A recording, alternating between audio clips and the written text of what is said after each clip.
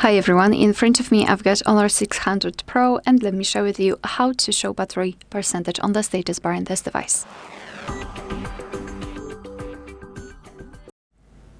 So let's begin with opening the settings, and here we need to scroll and find the battery.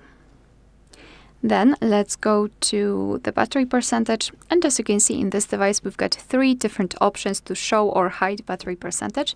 So the first one is only the battery indicator.